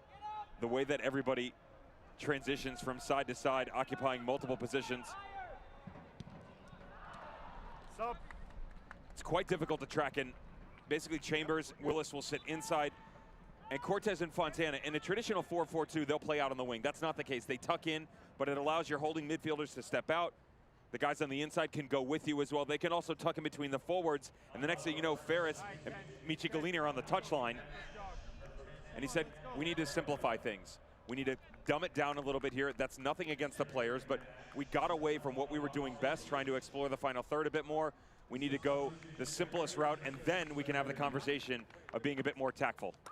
So now we're going to see an Ottawa Fury debut in Amar Sejic replacing Kevin Oliveira in the 63rd.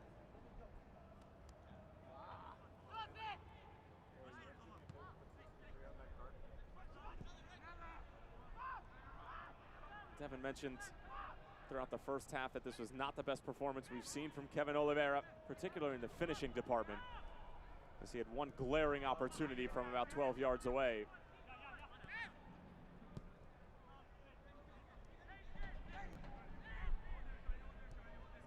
Schneider-Borgelin getting set to come on for Brendan Burke and the Bethlehem Steels, their first substitute of the evening.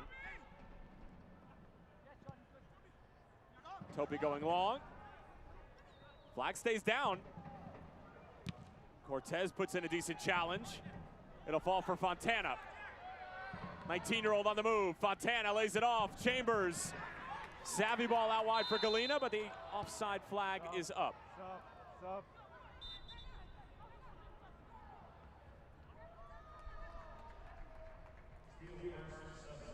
So Borgelin will come on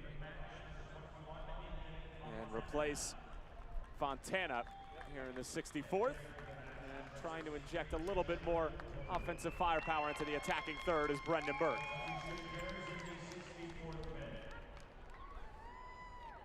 Not the best shift from Anthony Fontana, struggling on this right-hand side.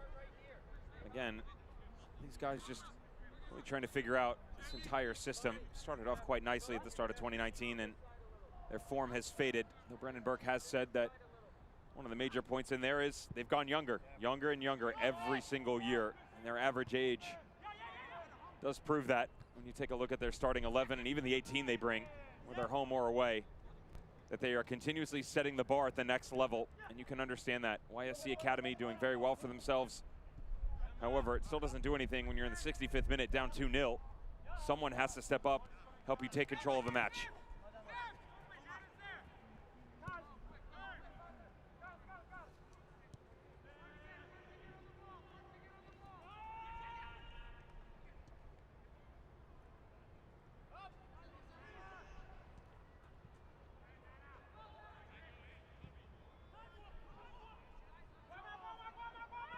On for more. Offside flag is up. And Sadich will have to wait for his first opportunity of the match.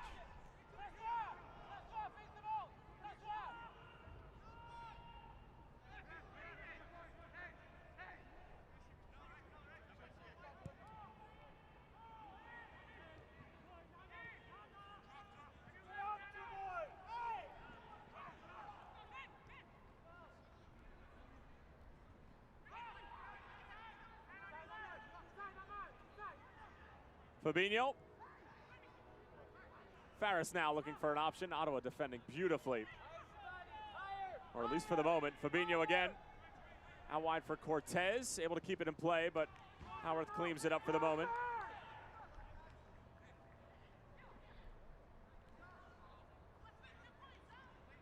A better look at the touch in the other direction. There is the deflection. More Sam in behind.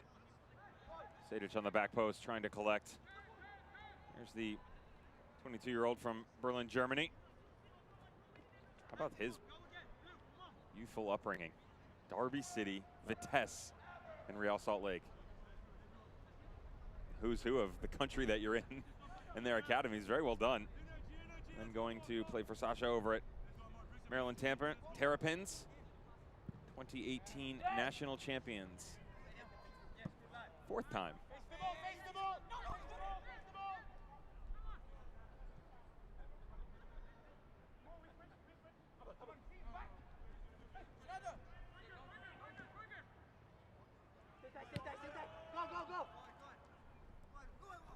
Izo bounces it off of Willis, trying to get involved in the attack. Now it's Farris posting up. Chambers into space for Borgelin, but a great sliding challenge from Carl Howarth. He is not just an attacking outside back, can defend as well.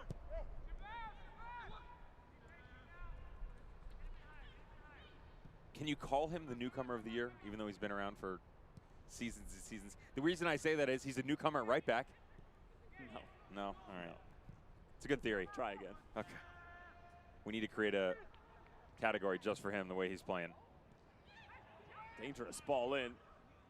Sadich now working on Bizo, back for Fall.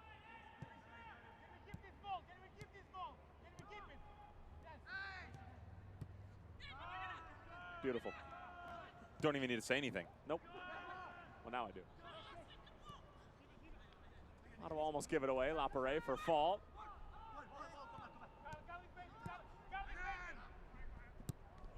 Fall almost gives it away again, and Chambers will say thank you very much, and we'll see that out of play.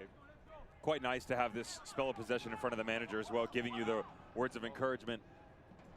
Nikola Popovic on the near touchline saying, can we keep it? Challenging his boys to have a go again. Up 2-0, 68th minute, not backing down. Michi Galina again. It's a great ball through. Cortez offside. These are becoming closer and closer, and the technical area for Bethlehem is starting to become more and more frustrated.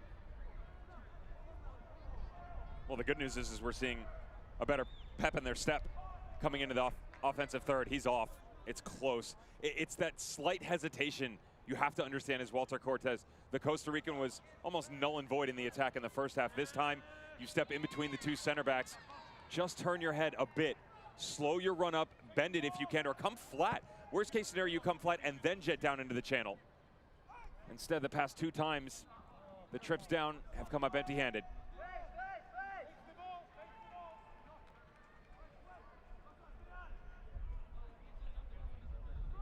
That's an age thing, just the developmental process where you learn to time these things a bit better. However, it doesn't matter how well you play and how well you know the game. When you're not on the field with someone for a regular basis, it's quite difficult to judge those runs, regardless of your talent level.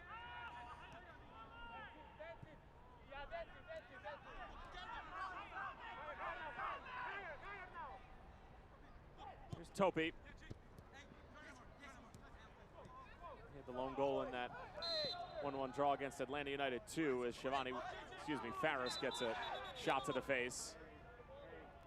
And Brendan Burke is barking to the assistant referee on the near side that Ottawa kicked the ball away as Bethlehem were trying to go quickly.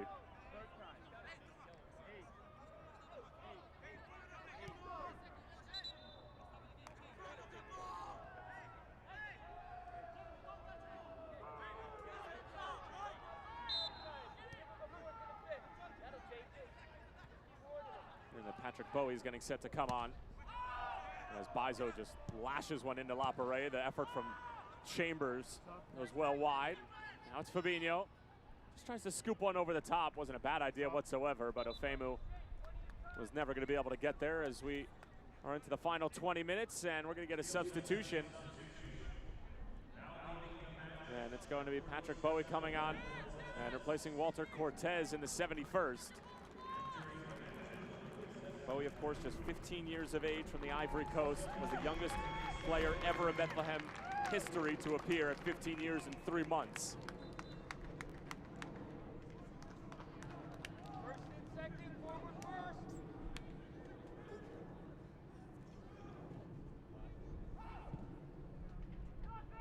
Someone jump it up.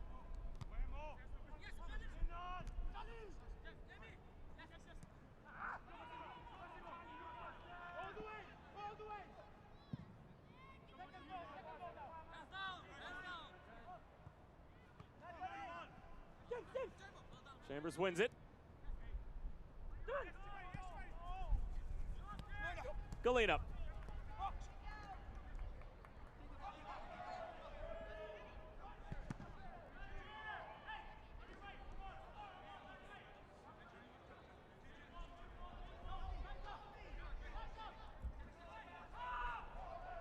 Next up for Ottawa, they're going to be on the road against Hartford.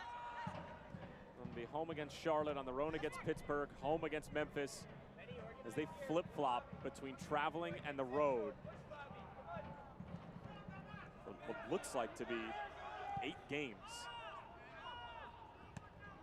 That'll take a bit of a toll. That's a pretty favorable schedule, though, to try and manage there. You're up 2-0 on the road. You go to Hartford, home Independence, at Pittsburgh, home Memphis. Outside of the Pittsburgh game, the way that they're playing right now, you could almost pencil in 3 points. Now, it's still very difficult to go on the road and get a victory. But with their quality form and the way that other teams have been so inconsistent in their performances, that should be a nice little run where they could continue this pretty good press we've seen over the past few games. They finish this out, they can be 4 unbeaten. 4 unbeaten and in 6th place. It's not too shabby. With games in hand. Remember, right now, if they played this out, they could end up 1 game or 2 games in hand right now. This is their 10th. So they have 1 game in hand. Jump another 3 points, pushes them to 20, is that right? In most countries, yes. Sitting 3 back. Well, I deserve that. Sitting 3 back, likes the Tampa Bay Rowdies. New York Red Bull 2, if they win another match.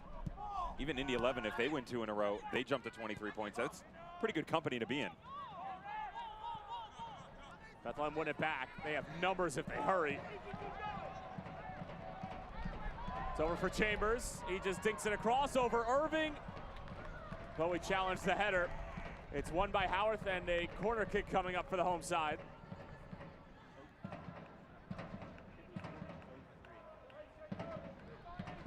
It's not a bad idea by Chambers on the back post.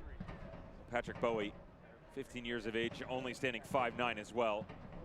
Need a pretty big body to get over the likes of Carl Howarth, and with Callum Irving stepping out as well, it's a difficult ball to bring down. And Bethlehem squander another opportunity. Heavy touch from Bizo, and it'll be an Ottawa throw-in.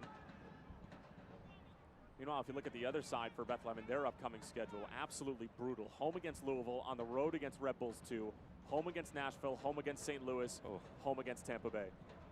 The only saving grace is they're playing at home.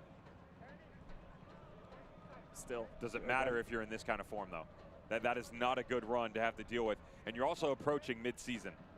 You're hitting, you know, it's funny, someone said, oh, you're really talking about playoffs? 30% of the season is gone. It's now you're starting to jockey into position of where guys are going to start lining up these playoff runs. And what's the common quote we're hearing from managers right now, where you're not going to go out and win this in the opening 10 games of the season, but you can lose it. Bethlehem Steel starting to run into that dry spell where they were hot out of the gate and now it's gone cold. Can you recover appropriately when you've got big-time opponents coming up? I mean, look at OKC Energy FC from a year ago. They got 1 win in their first 10. They were terrific in the second half of the season as Sadic sees his delivery denied. And they still end up falling short by what, 4, 5, 6 points? They had the 3rd best record in the Western Conference over the closing 15 games. Still didn't make the playoffs. So it happens when they only win 1 game in the first 10. But now with the addition of 2 playoff teams, it is a little bit easier to get in, and that might be a saving grace for a side like Hartford Athletic and the Fighting Jimmy Nielsen's. Problem is for the teams like Bethlehem Steel, for the teams like, we can't say New York Red Bull, because when it comes to playoffs, it doesn't matter. No. Red Bull 2 in playoffs, all bets are off. But teams that struggle away from home, Bethlehem Steel has proven that in the past. They don't get results. Oh, look at Francois. Cristiano Francois forcing the save out of Carlos. Dismantled the entire Bethlehem Steel back line all by his lonesome.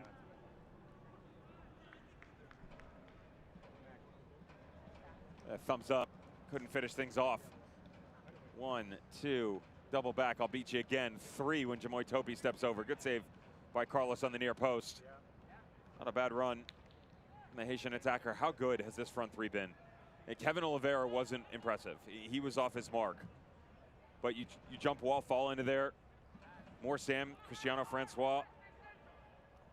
Charlie Ward hasn't really been in a lot of our conversation, and that really doesn't do him justice, because sitting in the middle of the back line for pretty much the opening 45 and then allowing Wall Fall and Manila to explore going forward, that's his job now. He's slowly moved a line back from his time at RGV and Houston Dynamo. It suits him well.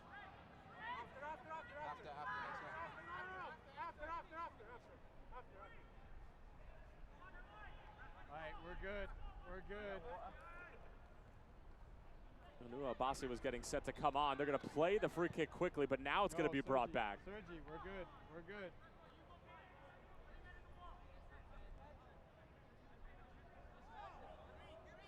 Next one, they didn't want to affect the guy's kick. They didn't want to affect his kick when you just. I know. I told him that, and he didn't listen. They didn't want to screw with your free kick. You guys are a wet, unmitigated disaster.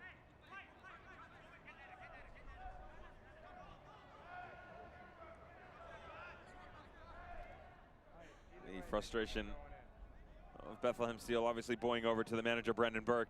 Could hear some of those kind words being expressed and hoping that maybe 12 plus minutes to go, we can all get on the same page and maybe get things leveled up.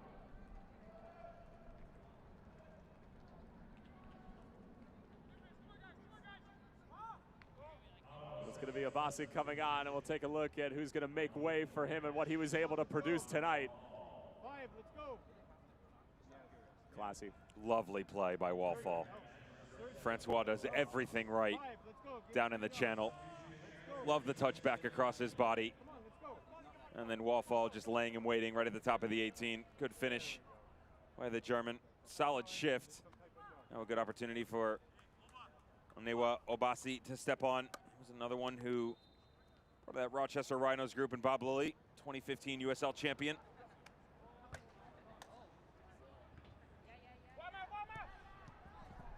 Francois trying to thread the needle for Sadic.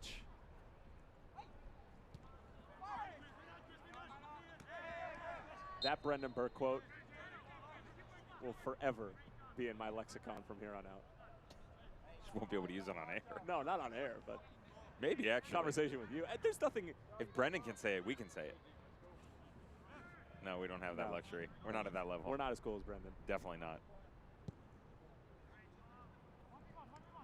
That was PG-13. That was nothing. The problem is that we can't go after refs like he can. No, and it's just mean. How about mean? But It's it's borderline. It's directed with intent. Pretty much everything else that comes out of my mouth.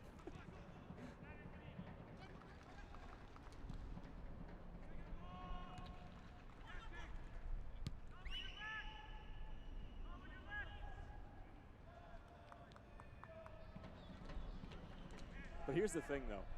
In our next phone call conversation, if we were to bring that up and not give it any context, would he know what we're talking about?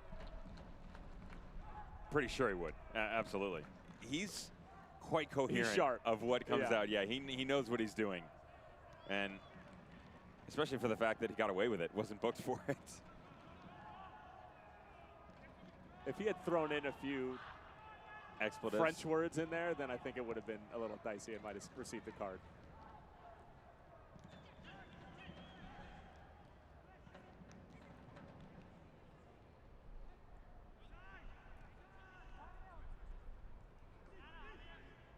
Still time here for Bethlehem Steel. They've hit a lull in the match.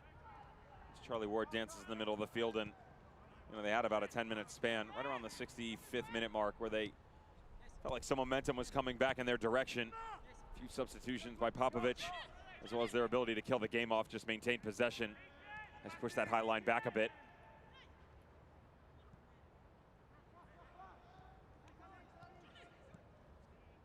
Good ball through Francois onside. Sadic arriving, and Francois' ball a bit too early, but it'll fall for Laparé. Obasi. It's all Ottawa with less than 10 minutes to play.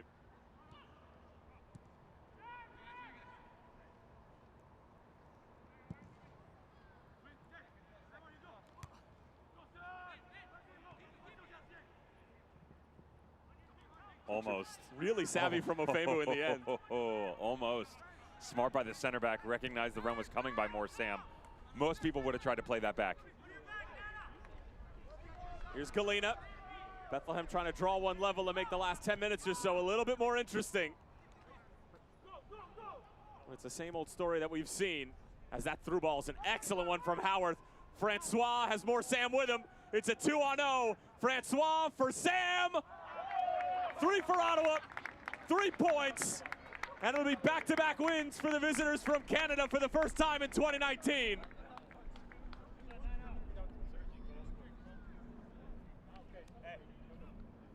This offensive explosion, told you they are best when the ball's out in front of them and they have room to run. Cristiano Francois had the great goal in the first half. Lovely assist to Wallfall, and now unselfish play coming down the stretch. This could have easily been a cutback inside. Goal at Carlos himself, not the case. He knows more Sam is seasoned. And the Senegalese native just drifts back bides his time. Did very well to keep himself onside at the beginning of the run. Good ball across. Quality finish with just inside 10 minutes to play. And it'll be Aiden Daniels, the 20-year-old from Markham, Ontario, to come on and replace Francois, who finishes the night with a goal and an assist. A terrific performance from the Haitian. And if they can really start to get him going and get Kevin Oliveira back on the right track, this is an Ottawa team that much of the Eastern Conference is going to have to pay a lot more attention to north of the border.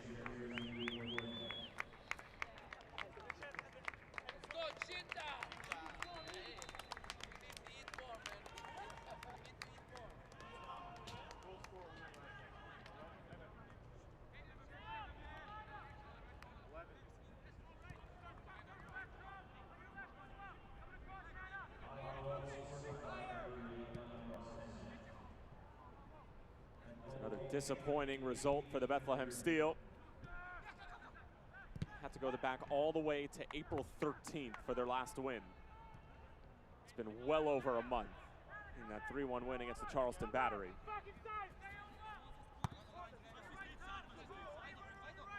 Okay. Think about that as well. Yep. The run of form that they were in. Week 1, statement victory on the road. Brilliant strikes from distance. Zach Zandy got involved 2-0 against Birmingham Legion. Then you struggle at home versus what we now know is a great NCFC squad under Dave Sarakin. You recovered again where you had the better run of play against 901 FC. Memphis was able to nick a goal and they get out of here 1-0. But then the 2-2 draw, the 4-3 comeback. Really thought things were turning against Swope Park Rangers. And then you go out and beat Mike Anhauser's boys, Charleston Battery, 3-1. And it goes, okay, we've got something here. The corner has turned to when lost Independence. 3-0 drubbing. Brendan Burke said that was one of the worst performances he's seen out of his boys when Indy 11 came in here and just dismantled them. And then the back-to-back ties where you had the better run, you could have gotten the victory, and you just couldn't close it out. The 3-3 draw against Loudoun United, I think that was a serious punch in the gut for Brendan Burke's boys because it was a weird one because they didn't necessarily deserve to win that game, especially their performance in the second half.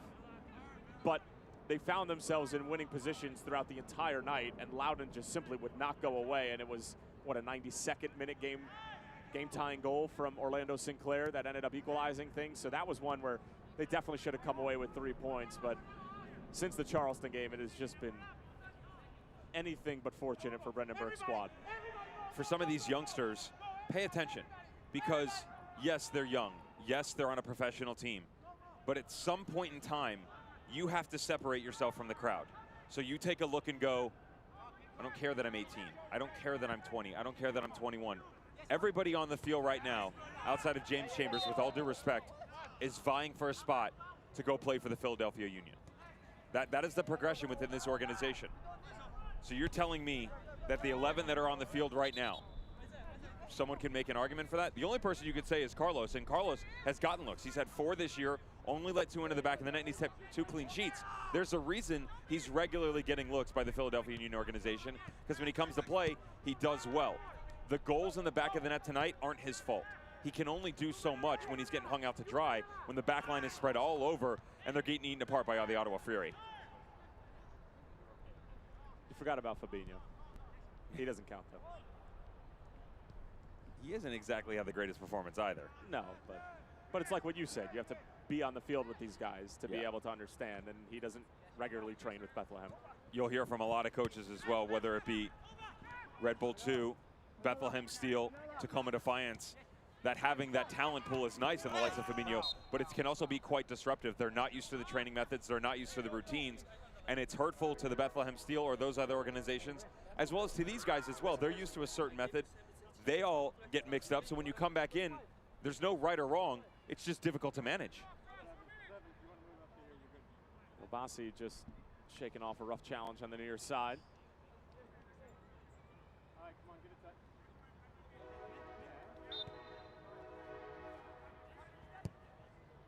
You also have to remember that there's no panic button being pushed here by the Bethlehem Steel. There is a bigger picture for them, and they'll be fine. They've proven it over the past 2 seasons. They squeaked in as the 2 years ago in 2017. Had a rough one against Lou City in the first round. Last year, they got a first-round victory on the road, mind you, against a very talented Pittsburgh Riverhounds team.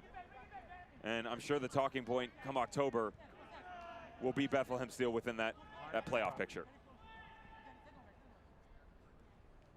Falling to Louisville in both of their playoff appearances in the past 2 years. As Devin mentioned, first one in the Eastern Conference quarterfinals, then it was the semis, and who could forget that 2-2 extra time penalty kick shootout thriller against Bob Lilly's side. James Chambers had the equalizing goal in extra time from that set piece that hit off the post and went in. And who missed the only penalty in that penalty kick shootout, Devin? As Sadic. Dangerous look here, and Carlos makes an outstanding save. It's a consolation prize, but it sure is a sparkling one. Back to that, as I think I have your number in a second, Tyler. Sadic, nice movement, great save by Carlos. Outstretched arm coming across his body with that right hand. Raymond Lee, by the way. Just throw that in there. Yeah, just had to. Perfect technique by the goalkeeper. Raymond Lee scoring his first professional goal at 26 years old in a 2-1 loss against Memphis 901 FC. It was a terrific strike and actually got USL Championship Goal of the Week nominee honors. Hartford Athletic taking down Loudoun United earlier today for their first league win in club history. Back-to-back wins across all competitions in their 2-1 win against New York Cosmos B. And probably one of the best goals that Devin, you and I have seen in a long, long time. I mean, I'd have to go all the way back to Jason Johnson's scissor kick against Tulsa. Fair? Pretty close. Bloody Bardage finding his way on the SportsCenter top 10.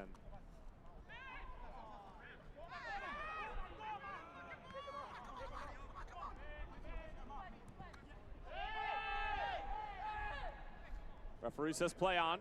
90th minute. Just a formality now. Obasi. Adjusting with Patrick Bowie as well as Olivier Bizo.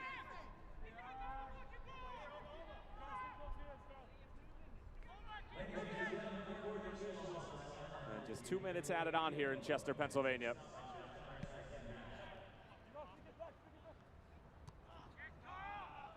Good win from Carl Howard. How good has he been tonight? How good has he been in his career? But he's just doing every little thing that Nikola Popovic is asking to. Defending, delivering, leading.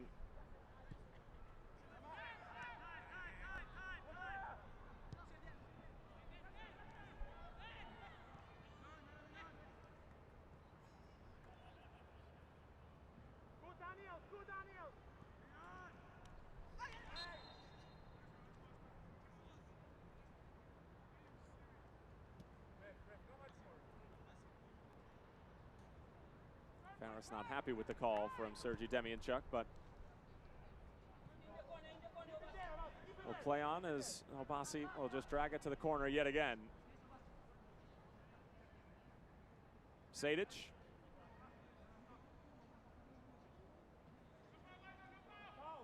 Somehow squirts out of trouble, but still being hounded by Bizo.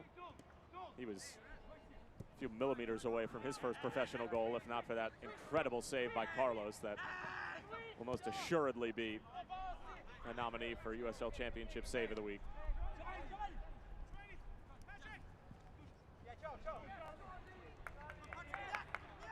Well, the work ethic. 20 seconds left on the clock, up 2-0. 3, I was sleeping. And you could just easily put this to bed, let them run, and just let chase. Not the case. Nice work ethic in the closing moments of this game.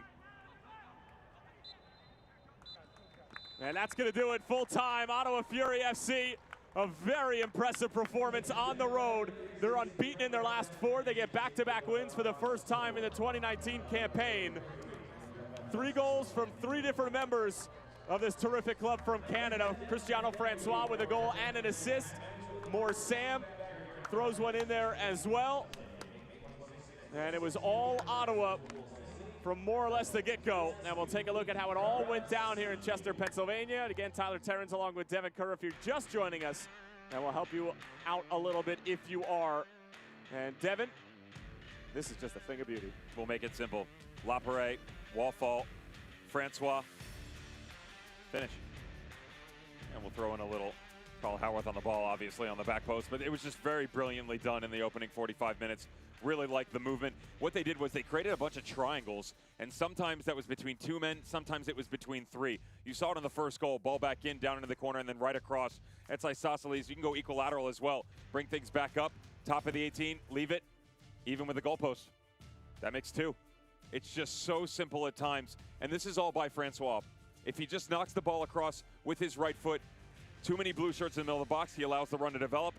Wallfall's able to find the back of the net. Terrific stuff from Ottawa. Wallfall with just an outstanding finish, and it would not be over. Cristiano Francois again playing the playmaker role, finding more Sam, and this would put a bow on all 3 points. You get an idea of how tired this back line was as well, because Topi's not slow. He's just exhausted. End-to-end stuff. They had a lot of marking to do tonight, and they just could not keep up. The front three ran rampant. Kevin Oliveira had an off night, but that's what you get. More Sam steps up, Francois, and of course Wallfall in the middle. Brilliant performance by Ottawa Fury on the road. And there is a correction. Cristiano Francois was a bit more dynamic than I had originally said. 2 assists on the night. The dummy threw me off a little bit on the Wallfall goal, but he gets credit for that one as well as the assist on more Sam. And Devin, I mean, for Ottawa Fury, they just continue to keep things rolling. They're going to be alternating those games home and away, but they're certainly in solid form in the moment. 2-1-1 on the road. Great victory on the road, and more importantly, they kept a 0 on the back line. We said they're very talented on the defensive side of things. Offense has been the major talking point, but you've been able to solidify it, keep the 0, now take that momentum into next week. Well, for the Bethlehem Steel, they will play host to Louisville City FC in their next game against the reigning back-to-back champs. For Ottawa Fury, they will travel to the Fighting Jimmy Nielsen's and Hartford Athletic in Connecticut. It was another terrific night of football here in the USL Championship. For our entire crew, producer Abe Aponte, director Juan Valenzuela, and of course our replay operator Jake McCloskey, and my broadcast partner Devin Kerr, Tyler Terrence saying so long for now. The final, Ottawa 3, Bethlehem 0. We'll talk to you soon. This copyrighted telecast of the United Soccer League Championship cannot be retransmitted, rebroadcast, or reproduced without the expressed written consent of the United Soccer League Championship.